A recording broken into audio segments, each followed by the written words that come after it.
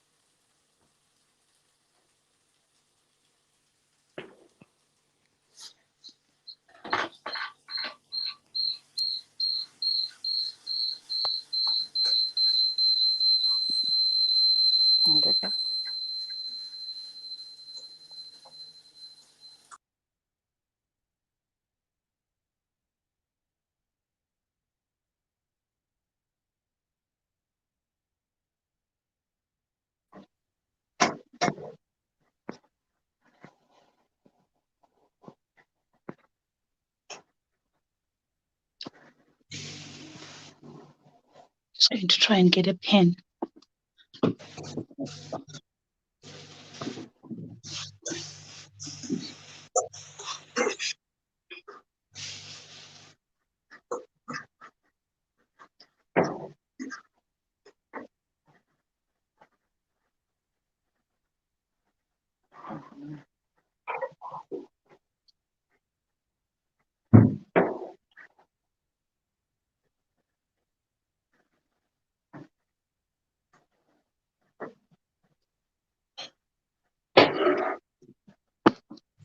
Right, ready when you are. I'm ready. Hello, good evening, and welcome here on this platform, dear Auntie Mimi. Hello, everybody. Please feel free to go to the comment section to give permission and to do your comments. Thank you so much, Maria. Thank you. God bless you for your comments. Thank you. Today I've got Caroline with me today. It's one of those days that we started off our day and we know what has happened and we are sorrowful, we are disturbed, but I guess life is like that. Sometimes we lose our loved one. We send our wishes and prayers and condolences to the families affected by the tragic loss that happened this morning. Tonight, I have Caroline Zimano with me. Caroline, good evening and welcome. Can you greet everyone and just say hello to everyone? Hello, Auntie Mimi. Thank you so much for having me on this amazing platform of yours. I know that I have so many great predecessors on this platform, and I'm humbled to be here. Hello, everybody. I hope you've had a good day under the circumstances, and I hope we are all keeping well. Lovely. Caro, please just, Caroline, please just talk to us and just introduce yourself to people on this platform so that they get to know you, who you are, who is Caroline Zimano, so that they get to know you a bit before we have our conversation. Okay, thank you. So Caroline is, I like to call myself a young lady. You're as old as you feel. So Caroline is a young lady from Zimbabwe, currently residing in the United Kingdom. I am a mother, I'm a husband, I'm a sister and a friend to many. And I'm also a social worker and a cancer survivor.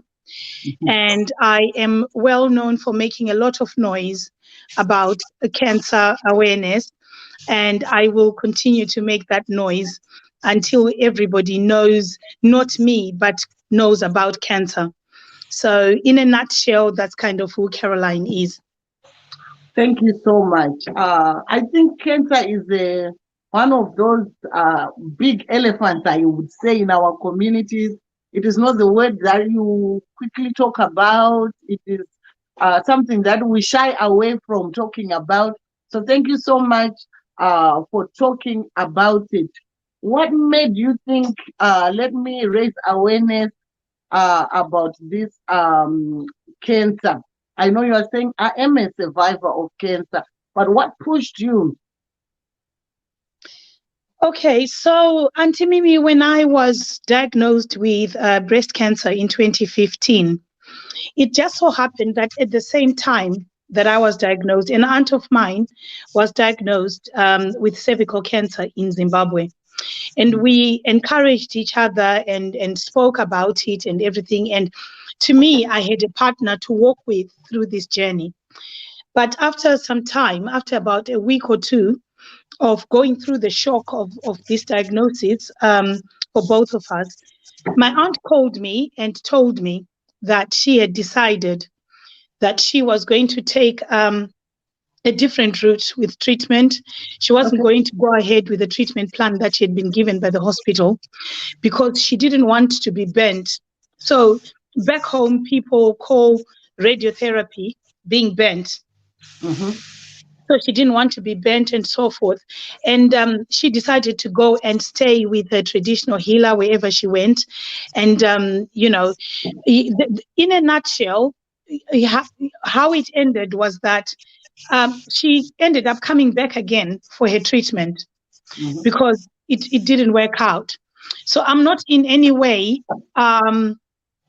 saying that there are no other ways of treating. But what I'm saying is in this particular case, my aunt eventually had to come back. Fortunately for her, it wasn't too late and she's still alive.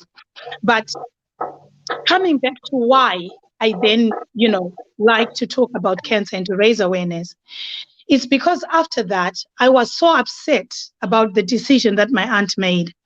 I decided that the only way that people could get information and get used to this was if I took a public journey and people walked with me to see what was happening and what I was going through. At that time, I didn't know what the outcome would be because I didn't have my prognosis at that time. But I decided to have that journey. And the way I walked that journey for the next 2 years has actually shaped my decision that we need to raise awareness about cancer, breast Mm-hmm. cancer in particular, and any other cancer in general. We do need to talk about that conversation. Thank you so much, because I think you have touched on two cancers that mainly affect women, which is cervical cancer and breast cancer. Maybe if we go backwards a little and just talk about your journey, how did you discover, how did you know that something is wrong? Okay, so I was at work and I used to do sleep-ins at work, and I woke up to have a shower like you do, and I'm sure I have my shower the same way every day. Mm. So I raised my arm like most people do to wash my underarm. And as I rubbed down, I brushed onto a lump. Now, I always want to emphasize that I believe that lump wasn't there the day before. Wow. I so believe that that lamp was not there the day before because that is the same way that I bath all the time. And surely if it was there yesterday, I would have felt it. So I found this lamp, and the long and short of it is my colleague that I was working with encouraged me to go to the GP ASAP. I Right. went to the GP, and the GP said to me, look, because of your age, I don't think that this could be cancer. And also, when I touch this lump, it's not hard enough and it's not soft enough to be cancer. So I wouldn't worry about it. Luckily for me, I insisted and I said, can we do whatever tests to either get that I'm clear of it or it is? So he agreed. And I was, sent off as they do. Within 2 weeks of that, I got a call to attend the breast clinic that I attended. I turned up. Now, I never skip this because I think it's really important for people to hear. So I went with my husband, and when we got there, we were almost running late. Those who know me know I'm often late. I don't know how I was early for this line, but you know, we were almost running late. We got to the hospital, and then my husband went off to look for parking, and I walked in to the appointment. When I got there, um, I was called in about under 8 minutes. I was called in, and there was sitting this very serious looking Asian doctor. I won't mention his name. Mhm. And I was nervous, but at the back of my mind, I kept thinking, I am that percentage that will be lucky, and this is not cancer. I am Mhm. that percentage that will be told that it's just a lump, it's not cancerous. That was me at that time. So they'd done a mammogram and a biopsy. So I said to myself, I am fine. So I sat there, and then he says to me, Mrs. Emmanuel, did you come with anyone? And I said, yes, I've come with my husband.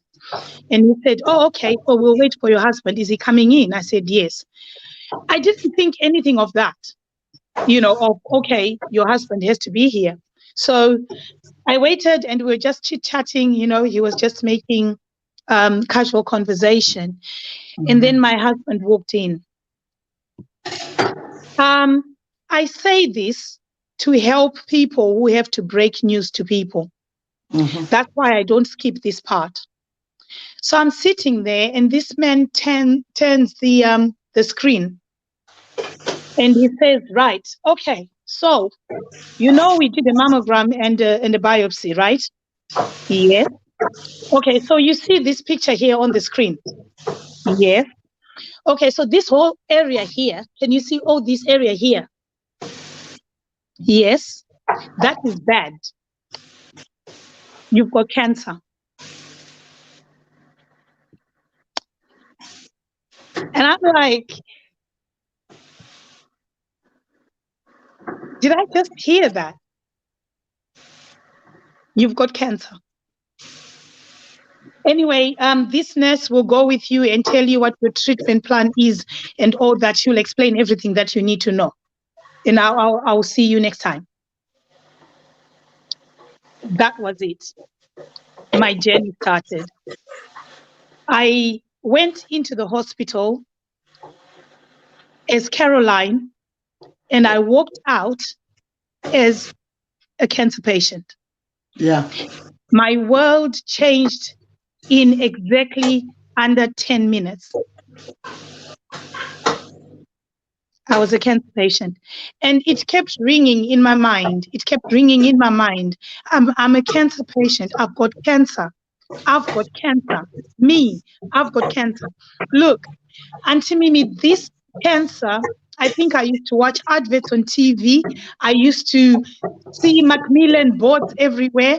Yeah. This was not something that should happen to me. This was something that could happen to you, Auntie Mimi, not me. Okay? Mm. Yeah. This was something that could happen to my neighbor or to somebody or some celebrity somewhere, just not me. Just not me. So, we got into the car, and my husband was quiet and I was quiet. Hi, Charity. I was quiet and I was trying to digest this. And I'll be very honest, my husband doesn't like it when I mention it, but he cried and I didn't.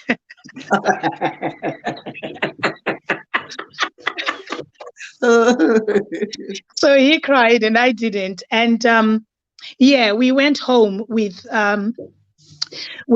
that to start digesting, and it started a very, very long journey of 2 years, with me being diagnosed with a second um, tumor in my chest.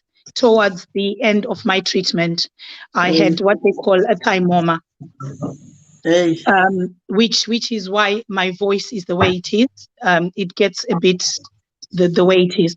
So yeah, so we started that journey, and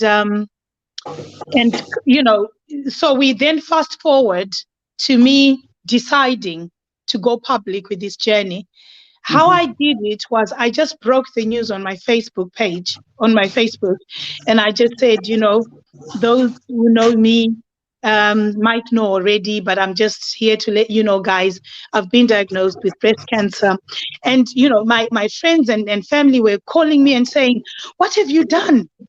what have you done? You know, you shouldn't have done that. How, you know, people are going to know. And I said, that's the idea. That is the idea. Within a week, I had people following this page.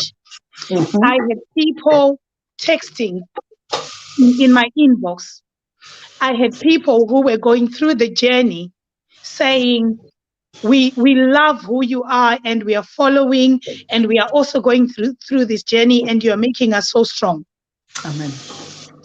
Um, the result of that, which is again why I always tell people when I do talks about cancer, that if you can, and I know that sometimes it's not everyone that can, but if you can, do not walk a cancer journey by yourself.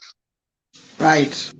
There is something about humanity that when people are in need, that nature of ours kicks in.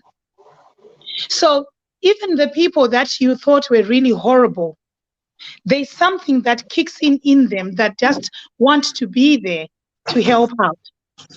That is the rule of the jungle of the human nature. Right. It opens up to help.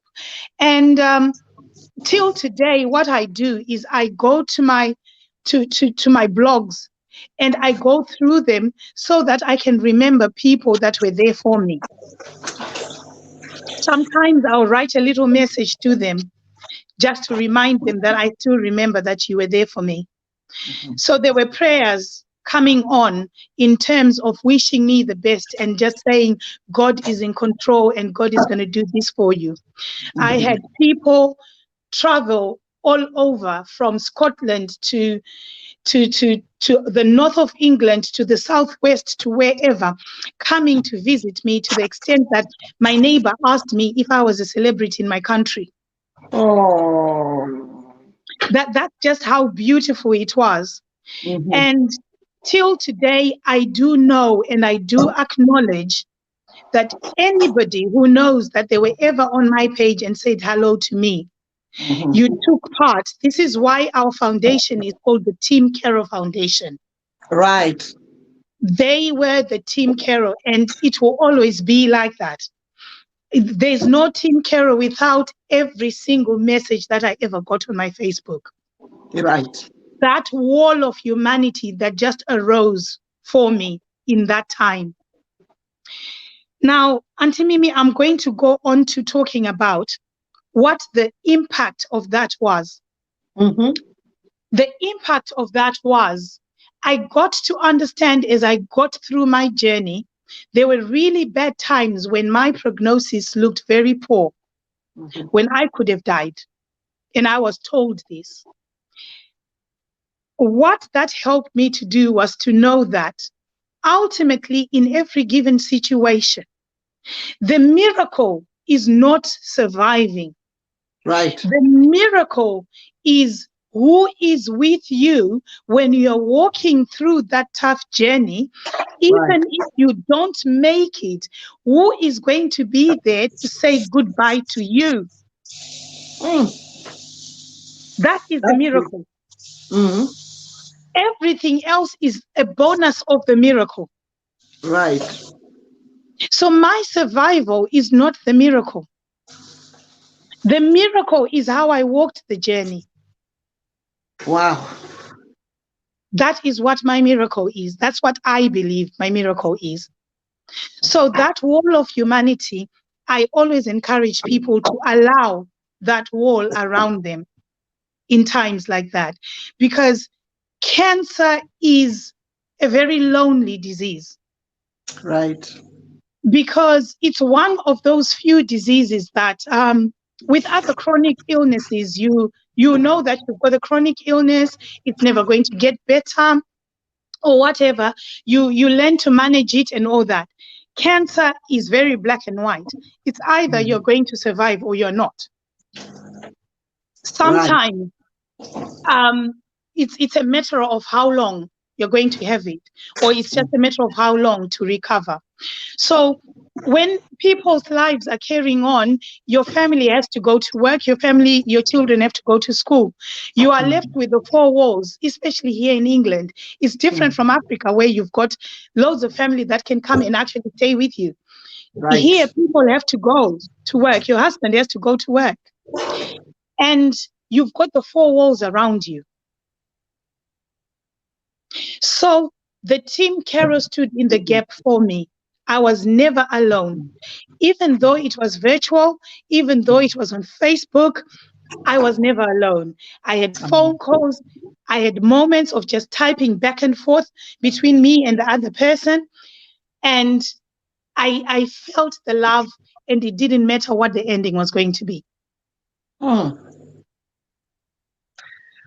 Wow, that is very deep. That is very, very powerful.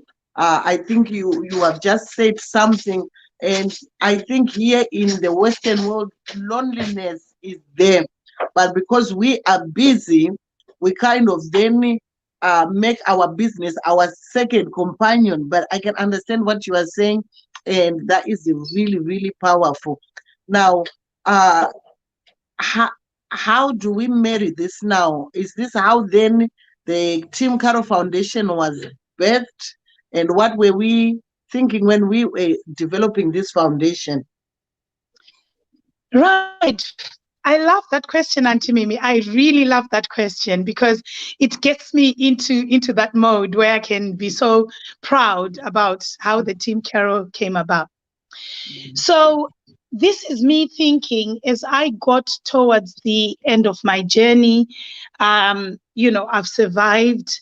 I'm looking back at me throughout the journey. I am now glad that I took all those photos. I'm looking at myself, the worst times, the better times, and the good times that I'm now in. And here's a thought that comes to me. So, if I survived because I had all these people around me, Right, what happens to people who do not have the same support that I had? What happens to that person that wants a private journey and they don't have anyone? mm, Who do they turn to? right, Yes, we've got thousands and thousands of charities in the UK.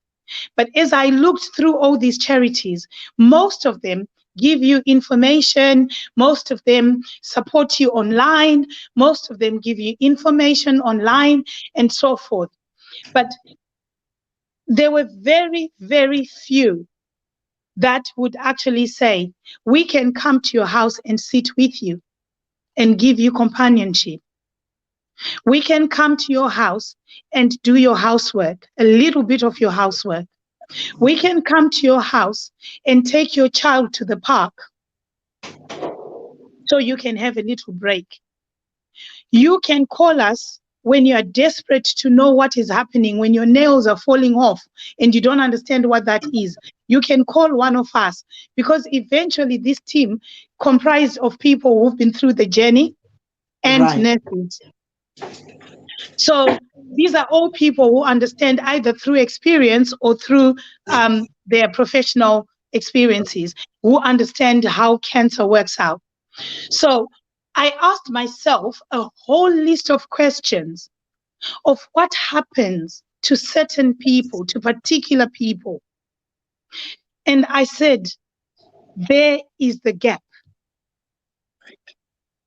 There is the gap. We need an organization that will talk to someone and tell them that they understand. They right, understand. They didn't read about it. They went through it. So they understand. We wanted an organization that would be there for you physically, right, emotionally. We've got in the organization people that can pray. So if that is your need, that person is going to pray with you. We wanted to be an organization that can listen and identify with the problem. As I walked my journey, I also had the experiences of being told information about how to access benefits. You know, I had an experience with my insurance, which in 2011, which is 4 years before my diagnosis, I had called up the insurance company and cancelled my critical illness cover. And when I was critically ill and I had been told I wasn't going to make it, I then called up to make a claim on my critical illness. Angeline, sorry, I need to comment. Thank you so much, Angeline, for following. Thank you so much. There's no Team Caro without you. So I called up and I said, look, I've been given this prognosis. I've got cancer and I want to make a claim. And I was looking at £70,000. And the gentleman was very nice. I'm really sorry to hear, you're going through this and all. Please hold on. I'll check your records. And I held on and I was kind of smiling. At least if I go, my children will have money. Okay. Which my son always reminds me, Mom, the money wouldn't have mattered. We wanted you. Yes. That's a story for another day. So the gentleman comes back to me and says, I'm really sorry, Mrs. Emano. You called on such and such a date and you cancelled your critical illness. Huh? The minute this gentleman said it, I remembered it. And when I cancelled that critical illness, I was saving myself £10. 10 pounds. So this is why I'm saying the Team Caro needs to be there to have conversations like that. You need to understand how to prepare your family. You need to understand your insurance. And as the Team Caro, we talk about that.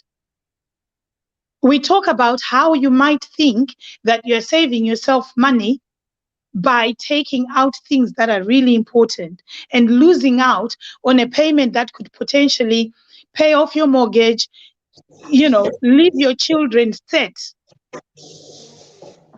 But because you wanted to save £10, you've cancelled it. Yeah. So I sat back and I said, thank you so much. And he kept on saying, I'm really sorry. And I said, it's okay. So when I birthed the Team Caro Foundation, all those experiences came back to me. Yes. And I said, this will help somebody. This is why we have a policy on our page that when we do our lives, we start even when there's no one watching. Because by the time somebody watches, they're going to find important information that's going to force them to share. Right. Somebody needs to hear it somewhere and they're going to share it. So we don't wait for people. We don't say we are waiting for 100 people before we start. We start with just one person. As soon as Auntie Mimi comes, we start because Auntie Mimi is going to do something about it. So this is how the Team Caro idea came about. And I said, we need to do this. We need to do it. And I started listing people that I was going to ask to come on board with me. And I listed a lot of people. I'm a person that has a lot of friends and a lot of connections. But the funny thing is, none of the people I listed actually became the Team Caro Foundation team. The people that became the Team Caro Foundation team were people that, for example, Sharon Paul was one of us, just called me one day. She was walking through the journey and we ended up talking for about 3 hours. And after that, she said to me, Caroline, you've told me that you want to start this charity. I want to be a part of it. And I said, you're in. Right. So I had Sharon on board and that made the two of us. And then my friend, who one day turned up in under 12 minutes, got to my house before an ambulance got there Mm-hmm. because I had had an episode and my son had called the ambulance and called her. She got, well, she's here. I think she's watching, Maria. She got to my house. Till today, I tried to drive at 90 miles an hour to her house to beat Mm-hmm. that record, and I haven't beat it. Wow. She saved my life basically because she got there on time and everything else happened. But she became the second member after myself in the Team Caro. Then we had our launch, the Team Caro Foundation launch. This was before we even registered. Right. And I had two beautiful young ladies, Tandy and Lynn. Tandy has now ventured out. She now has this wonderful platform where she's doing her thing with different talks on YouTube. So she's left us now, but she was amazing. She was the brains of the charity and everything. Okay. And then Lynn came to this event, the launch, and she came to me during the event. We had no direction at that time. We had no direction at all. I was just picking up people. And Lynn came and said, Carol, I love what you're doing. Mm-hmm. Can I be a part of this? And I said, I love people like you. So our team has never been made up of people that have made an application or people that have begged to say, come and join us. Our team is made up of people who are very passionate. You know, Sharon, Lynn, Maria, they are very passionate people that really, really want to help people, and they will use their own time and resources to do it. Even when we don't have money, they dig into their pockets, they use their fuel, and we do what we have to do. Right. So that's where we are as the Team Caro Foundation. We are just working as a very small team, and we are looking at ways of expanding. But because of the COVID, we have had an opportunity to be online so often to raise awareness as much as we can while we prepare for what we want to do on the ground. Yeah. I think you by the end of this broadcast, you will have lots of us joining the Team Caro Foundation, and we can do Thank you. something. I Thank think you. I'm one of those. This is really, really touching. This is life. You have walked a journey, and in that journey, you are changing people's lives, transforming people's lives. Honestly, I was getting so emotional about this because this is a story of bravery, someone who is brave, who has gone through something that is devastating, but you are doing something, and all the girls that are working with you, thank you, ladies. Now, maybe just to go back a bit, what kind of advice would you give us, the women? Because, like with this test or the screening, like the checking yourself, sometimes we check, sometimes we don't check. What advice would you give? Right. I think when it comes to breast cancer, for example, my advice is that the first thing that we need to understand as women is to understand that our breasts are our very good friends.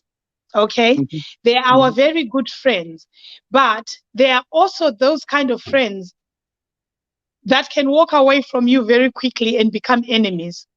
Right. So you need to understand that relationship that has a very thin line between love and hate. So you've got Right. this love, this relationship that is love and hate with your breasts. Okay. When you've got that understanding, you need to panic. You need to know that nobody is immune. If we look at the statistics in this country, in the UK, um, we say that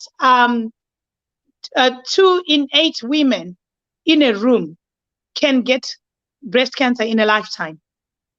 That Wow. number, if you are Like that. sitting, my dining table where I'm sitting is 8 people. So if there's 8 women sitting at that dining table, the possibility of 2 of them having cancer, breast Mm. cancer at some time in their life. is that much. So we need to understand that this is real. And unfortunately, I don't know why, but unfortunately, it's becoming more and more common. The age at which people are being diagnosed is becoming younger and younger. At the moment, I know a young lady, let her soul rest in peace, who was only 14 years old and she got breast cancer. So the age is getting lower and lower and lower. So you cannot tell yourself that because of my age, I can't have it. Right. You've got to tell yourself that you are a potential candidate for being dished out with breast cancer. Right. And Auntie Mimi, I think you've heard me saying breast cancer, breast cancer, breast cancer. I hate breast cancer so much that I like to shame it. I like to name it and shame it. And I never call it the big C. Right. It is exactly what it is. It's not nice. When it visits you, it doesn't come to give you a little tap and say, hello, Mimi, and go. It comes on a mission. And that mission is to take your life. So let's learn to name and shame it. Yes. So that by the time we are finished with it, everybody knows what breast cancer is. Please do not relax. Every single day, if you have to. Why do I say day? Because I said, Auntie Mimi, at the beginning, I don't know whether that lump was there yesterday. So I might check today and there's no lump. And tomorrow I check and there's a lump. Yeah. So forget weekly, forget monthly, my friend. Okay? Those are your friends, but they are your potential enemies. Yeah. Those friends that talk about you when you leave, you know, when you leave. I think breasts talk to each other when we go to sleep. Yeah. And they say this one wants to show off with us. So every day, I think, just raise your arm, especially our ladies that are gifted. Right. It's very easy to miss because, you know, it's hiding in there. Lift your arm quite high. I always do that so that it really stretches. Be familiar with your breast. Be familiar with what your breasts look like when you are on your period and when you are not. Because some people's breast structure changes when they are on their period. So know what your breasts feel like when you're on your period and what they feel like when you're not on your period. Understand your breasts. If you are married, your husband should understand those breasts so that one day, if he comes across anything on those breasts, he can tell you. Don't let your husband touch your breast when he's drunk. He must try them when he's sober so that he knows them. Right. Make sure that you know, even if you go and look in the mirror to familiarize yourself with your breasts, do that. There are certain symptoms that are very rare, which is one of the symptoms that I had. Now, you know, breasts have a nipple. And most of the time, the nipple is either right out, or even if it's a bit in, you can still see the nipple. Now, I spent 2 years, and the nipple on the breast that had the cancer had pulled right in. So I had a nipple showing on this right breast, and the left nipple had gone in. And we used to joke about it, and my husband used to say, oh, your breast rakafonyo karierie. Little did we know. Unoziva language yechishona. Little did we know that that was an indication of something. But we were joking about it. Breast rangu rakafonyoka. But that is one of the symptoms when your breast becomes placard or goes, Submitted, your yeah. nipple goes in, just get it checked out. Why is that? If it hasn't been like that naturally, why is it like that? Going Be inside, yeah. concerned. It is better to go and be checked and be given the all clear than to procrastinate. Right. The other piece of advice that I want to give Auntie Mimi is fear does nothing for you because it doesn't change anything. Yeah. So if you find something that is wrong and you say to yourself, I'll wait, I'll go next month, it's not going to change the concern that is there. It is Yeah. there. And if it's an aggressive type of cancer, it's actually moving very quickly. So fear does not help you ultimately, because you are then, when you are at your worst, you are still going to go to seek advice. The sooner you get a diagnosis, the better the prognosis or the outlook of your treatment. Right. So please do not procrastinate. The other thing that I want to touch on as a Christian is that do not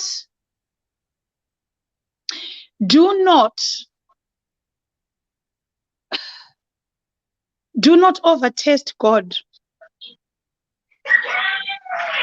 Have your faith. Yes. Pray and have faith that you're going to be healed. Yes. But please, God does not like stupidity. Right. God has provided, and more so for people in the United Kingdom. I'm saying this because you have access to treatment. Yes. God does not like stupidity. Yeah. At the Team Caro Foundation, we talk about a pray and act attitude towards cancer. Right. Pray and act. Like I said before, your miracle includes the medical team that God is going to put in place for you. Right. A team that knows what it's doing and what it's looking at and how it's responding to your illness. That is your miracle. Yeah. So please do not test God too much. God wants to work with you. Don't work against him. Yes. Please, someone type pray and act, because I think this is very important. I can't type here. Those who are good with typing, please, let's put this pray and act, because I think as Christians, sometimes we just wait and wait. And like what you said, the very valid point is that of fear, that you are afraid, Yeah. that you are afraid. Then you don't Thanks, do anything Yelka. because of fear. Thank you, Yelka. Yeah. So pray and act attitude, God will help you if you are doing what you need to do and let God do his part. Yeah. Which he probably already knows what he's going to do. But if you make your contribution that is as unintelligent as anything, you then are moving from the path that God can potentially set you on, because you are just making decisions that are not even biblical anyway. Yeah. So let's embrace the miracle. Sometimes we get people who come maybe on social media and look for help at the very beginning of their of finding a lump or anything, a symptom, and we don't help them. We don't help them. Only when someone comes with a breast that is open like this, we begin to say, okay, let's contribute money. Let's contribute money when we are at a stage when, if this cancer is found, it's not even going to cost $1,000 for the treatment to happen, especially for those in Right. Zimbabwe. Right. Contribute at the right time, not at the wrong time. I think that is a very valid point, a very powerful one. That when someone, you have been diagnosed with cancer and you are somewhere there where you don't have resources, cry out soon. Don't wait until the leg is big like an elephant, then you are asking for help. The minute you know, and you know you don't have the resources, cry and people will help you. Exactly. Thank you And so much. maybe the other last thing that I would say, Auntie Mimi, I can warn you, we can be here the whole night. That's how passionate I am about this subject. We can be here the whole night. But the other thing that I also wanted to talk about is um, my personal one. This is not about the team, Caro. This is my personal conviction. If somebody cannot prophesy that I've got cancer, that Mm-hmm. person cannot treat me. If somebody cannot be told whether they are witch doctors or whatever, if they cannot diagnose me, thank you very much, you cannot treat me. The person who can come with his equipment and see my cancer and tell me it's here, that is the person that I want to believe will be able to treat me.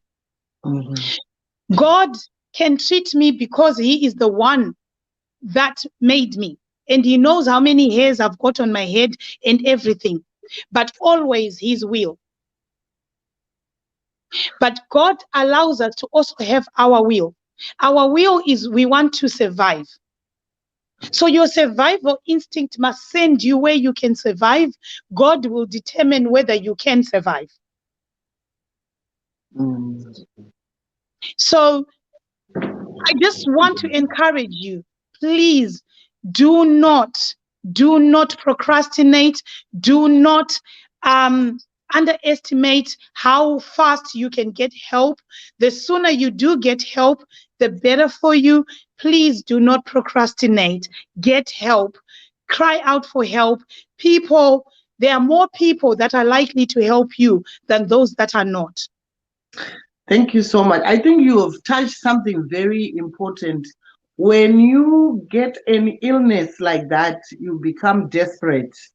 You become desperate. Because you are desperate, people will prey on you. There are vouchers who will prey on you. They will ask you for money. They will tell you all these strange things. So what Caroline is saying is very valid. That do not put yourself in a position where you are vulnerable and you are losing money to people who are telling you things, prophesying things to you that are not there. So follow the protocols that you are being told and pray. If someone is praying for you and they're having to pay money for that prayer, there is something quite not right. But anyway, thank you so much. I will not add to what you were saying. There is a comment here from Magdalene. Hi, Magda. I love Magda. She's my skin specialist, my guru for my skin. So I love her. We'll be coming there as well. My guy skincare cosmetics. Someone sent me pictures this morning. I was like, whoa, that skin looks beautiful. So you're saying, thank you for sharing. Cancer is big in my family. And I've not only lost loved ones from breast cancer only, but also from other types of cancers. It is so important to share this awareness, especially among us as Black people. May God continue to bless you. Thank you. Thank you so much, Madeleine. Thank you. I Yeah. received that. Yeah. I think you are doing an amazing job because you are empowering us. I'm feeling empowered because I think we are so scared. We are so scared, like we are just thinking, oh my God. But I feel empowered. I feel I know what steps to take. But maybe you touched on you having had cancelled your insurance. So how did you then survive? That shock has lived with me till today, Auntie Mimi. That shock has never left me. Every time I'm broke, I'm crying over that money that I lost on insurance. So in a nutshell, my advice is, if you live in a country where you are able to take a decent life policy, please do it before you start having health issues, because it gets more expensive as Mhm. you get older and as you get little diagnosis here and there. So please get your life insurance and make sure you understand what that life insurance covers. But I would always include critical illness and disability because you do not know. We don't have binoculars to see what life will bring our way. So Right. please always make sure you include your critical cover and your disability cover. Right. And make sure that you're always checking in with your provider to see that the terms and conditions have not changed. Sometimes we think it's a waste of money, but how many times do you walk into a shop Mm. and you pick up things that you didn't even plan to buy? Mm-hmm. How many times do we go to Nando's? All you need is not to order the side so that you can pay your insurance and just eat your mains. So I think it is very, very important because one of the thoughts that always come to mind when you are diagnosed with cancer, you worry about your children, you worry about your loved ones, you Mm-hmm. worry about whether there's enough that you're leaving behind. I certainly Yes. did because my children were, I think, 14 and 17 and 13 or something like that. Mm. Um, And my worry, my biggest worry was, had I done enough for my children? Had I equipped them for life in terms of what I was leaving behind and in terms of the teachings that I had given them? So, it's something that really worried me day in, day out, even though I knew that I had part of the other part of the insurance that could Mm-hmm. pay out on death, but I'd missed out on a very big payment that could have done things for other members of my family that were not my children. So, insurance, I cannot emphasize this. Please go and inquire and take your insurance while you can still have cheaper insurance. The minute you go over a certain age, the minute you've had other ailments, your insurance gets more expensive. Insurance companies that are willing to touch you are very few, and that just fades away.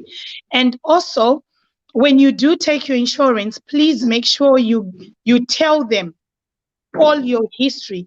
Do not leave anything, even a little procedure that happened to you 20 years ago that your GP has on their list, because they will try to find ways of not paying out. Mm-hmm. And they'll tell you that we can't pay out because you didn't disclose this, that, and the other. So please make sure that you are telling them. It will make the insurance a little bit more expensive for you, but Mm-hmm. it will help you when you are making a claim. Right. Somebody just typed, can you touch on treatment? I'm not sure. Auntie Mimi will know whether it's okay or not. But that insurance, please, if you don't have insurance, please call them up. Today, Auntie Mimi, at the beginning of your program, you talked about this young man that we are all mourning. That is something that should teach us that we don't know. We might feel young and energetic and invincible, but we never know. This is life. Nobody knows. Today we are on this live. Tomorrow, and Mimi, you are hearing something else. So just treat every day as a blessing and make sure that you maximize on every single day. Go and call your insurance tomorrow, get your critical cover, get your disability. Don't save £10 and cancel your insurance. Keep it going until the end. This is so powerful. Thank you. I think it's okay to touch a bit on treatment. It's fine. Please feel free.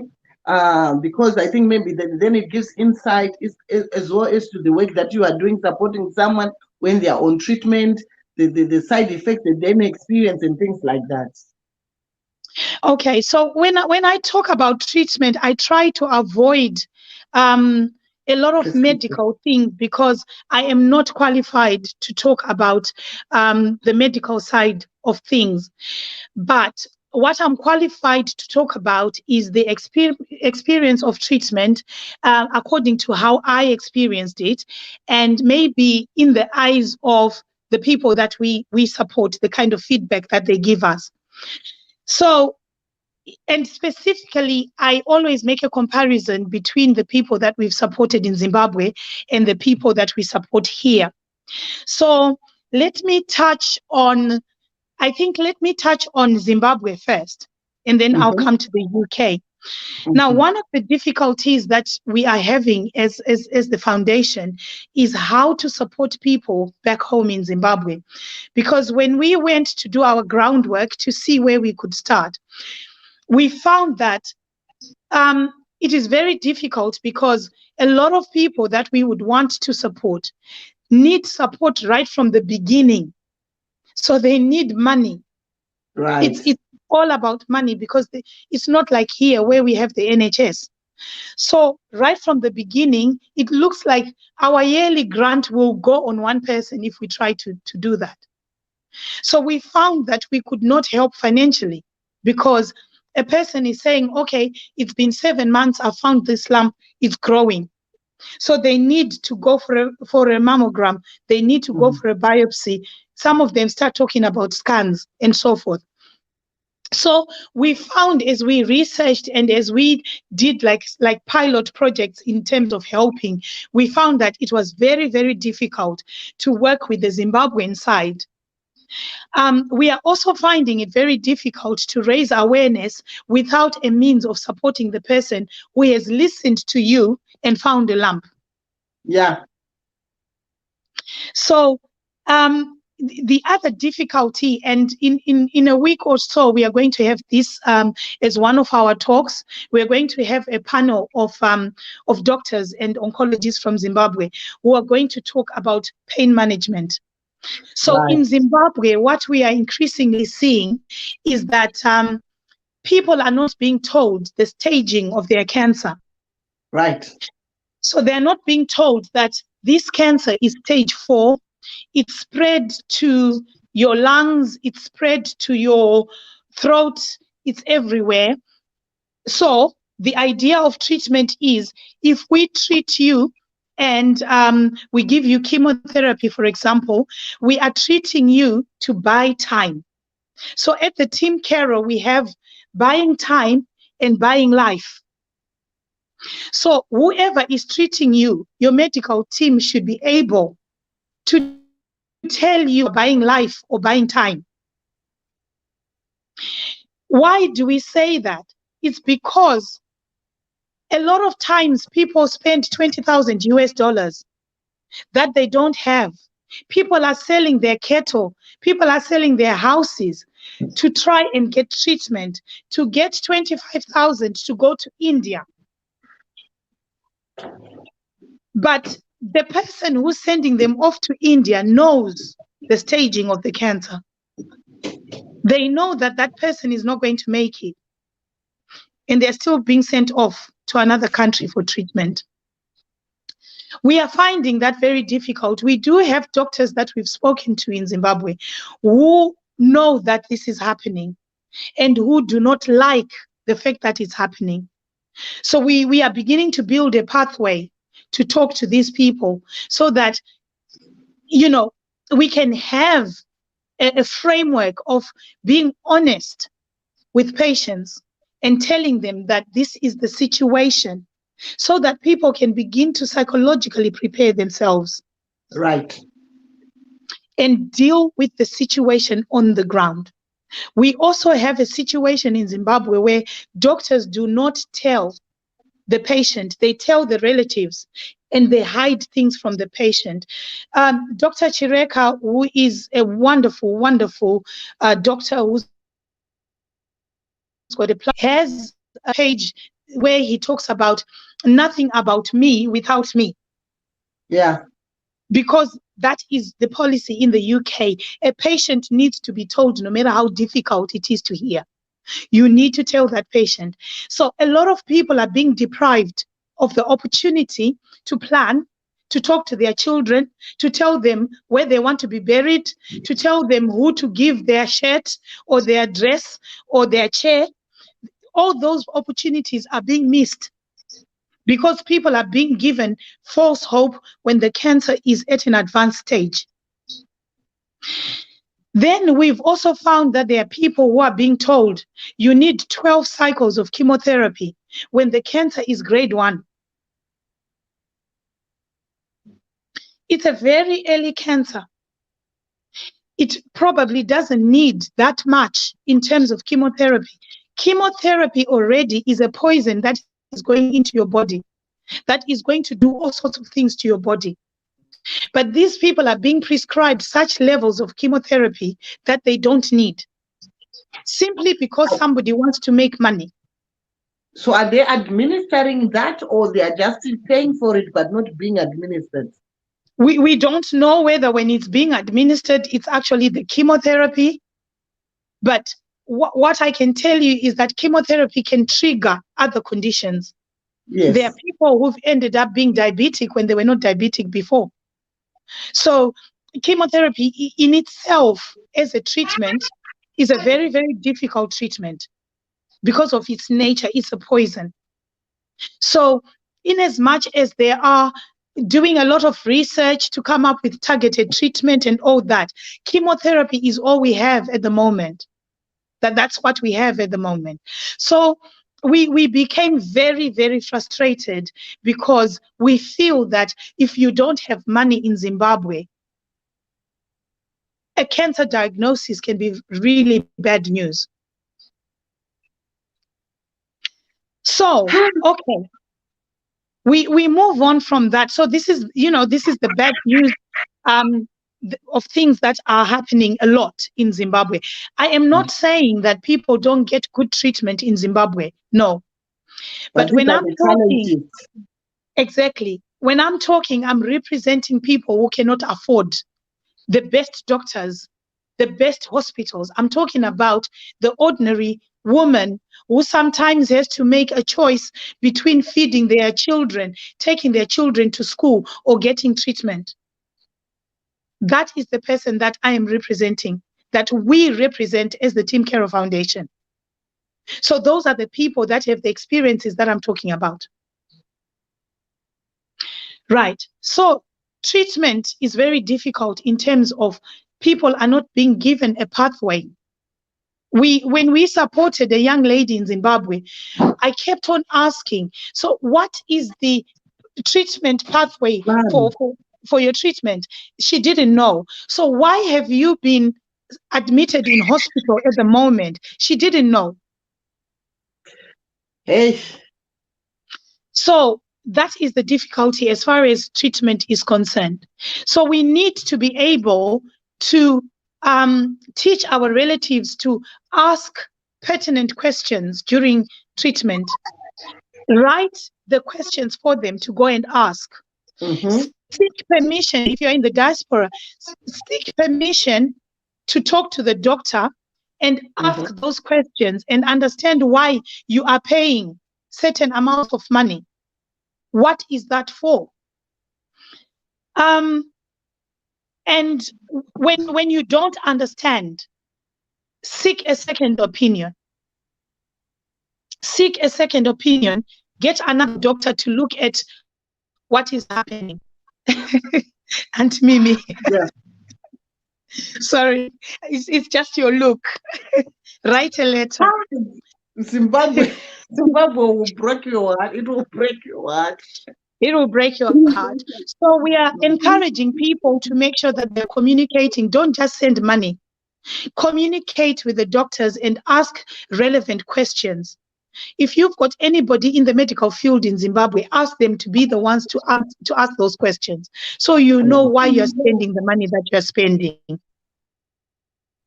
So I come to the UK in terms of treatment. Now, the UK is so much better in terms of when you have a diagnosis, you get your multidisciplinary team come together, which in Zimbabwe, I know they also have multidisciplinary teams, but you get your multidisciplinary team come together. They have meetings about you. They talk about you. So you've got different people involved in your care. So you've got this person talking about, okay, how your surgery went and how it's healing and everything. Then you've got your oncologist who's dealing with the cancer side of things. And then you've got your occupational health who are dealing with the impact of your treatment. So right from the beginning, you've got a nurse that is assigned to you to explain to you, and you get this pile of books to read. They're Macmillan books that are talking about your cancer. Mm. So there's quite a lot of information in those books, and they tell you that, okay, if we use this kind of treatment, if we use say Fecti and docetaxel, these are the side effects. If we use this kind of treatment, these are the side effects. They explain to you why they are starting with radiotherapy and followed by surgery and then chemotherapy, or why they are starting with chemotherapy followed with radiotherapy and so forth. They explain to you why everything is the way it is. All you need to do is to ask questions. Right. Please ask those questions. Ask if they use a medical term that you don't understand, ask what that medical term means. Now, as they go ahead and they begin to understand your situation better, they are able to tell you, like I said, whether they are treating to cure you, so that is buying life, or they are treating to prolong your life. So if it's just to prolong life, they tell you, okay, if we go with this treatment, with where the cancer is and the type of cancer that you have, we are looking at adding another 9 months, sometimes 3 months. Sometimes they say to you, we don't see the benefit of treating you because your cancer has spread. So those decisions, that's why you find that our white counterparts are very good at making decisions such as, I do not want treatment. Why do they say that? Because they have asked questions. It's been explained to them that, okay, with how advanced your cancer is, if we treat you, if we give you chemotherapy, the chemotherapy itself is going to make you ill. Right. So you are going to deal with the pain that you're already going through, if it's already that painful, because cancer can be silent. You can just have little symptoms and it's silent. You are not in pain. But if you are already in pain, they're saying to you, okay, if we give you chemotherapy, the chemotherapy is going to trigger its own things and you're going to be really ill. So you are dealing with the cancer pain and you're dealing with the chemotherapy. Right. This is where people then say, right, okay, I don't want treatment. I want it to take its course and I'm gone. This is where some people would then have the cancer metastasize and come back. This is where they say, I'm not going to get treatment because you've told me it's aggressive, it's everywhere. It doesn't help me to get treatment. And they accept that and they embrace it. So the treatment that we are looking at in the UK, as long as you've got a good team, as long as you're asking the right questions, you know exactly what is happening to you. And they will tell you. Then on treatment as well, the one thing that I want to talk about is that we always get people who say, my aunt has sent me this powder, this muti wa Zimbabwe, DHL, and so forth. Or, my friend from Nigeria, knows this tree and this and that. Now, what we need to understand is that if you've chosen conventional treatment and you're actually under treatment from the hospital, from your oncologist, and you've got all this medication that you're taking, whatever we get in the form of herbs has medicinal properties. That's why I said I'm not dismissing that there are probably people who know how to treat things. So what I'm saying to you is those things have medicinal properties in them. And we know that most of the time when you get herbs, you don't get a dosage. You're not told that 1 teaspoon. You just put, and because you want to get better, you're just going to put the whole packet and water and drink. Until Jesus comes, yes. Because you want to get rid of the cancer. Yeah. Now, these things have medicinal properties in them without dosages. they are going to interact with your medication that you're already on. And this Yeah. is where the medical team becomes puzzled, because they are seeing some side effects to what they think they are giving you. You see, they are seeing these side effects and they're like, but this medication doesn't cause this. They don't know that you are a doctor at your own house. Because of concussions. You are taking your own concoctions at home. Your auntie in Zimbabwe is a doctor and is sending you all these things. And they are puzzled. They don't know what to do because it's triggering all sorts of things. And they don't know you're taking something else. This is the reason why they always say, if you are taking anything aside from what we are prescribing, let us know. Because they need to know what is going on. Yeah. So my advice is that bless our medication and our herbs and everything. I embrace that. At the moment with this COVID, ginger and all this, we use, green teas, whatever. We juice, we do everything. Yeah. But you need to understand that sometimes what you are using can interact with your medication.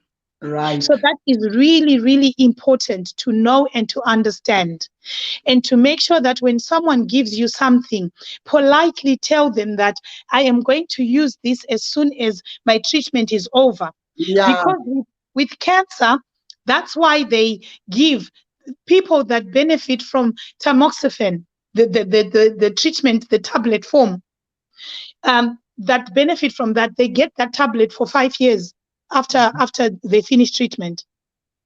It's because there's always a chance that that cancer can come back. So they want to make sure that they are fighting it so that it doesn't come back.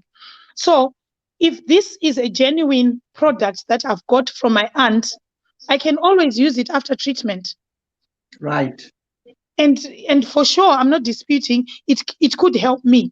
But at the moment, we've got cancer in the body, which is um, cells that are multiplying at an abnormal rate.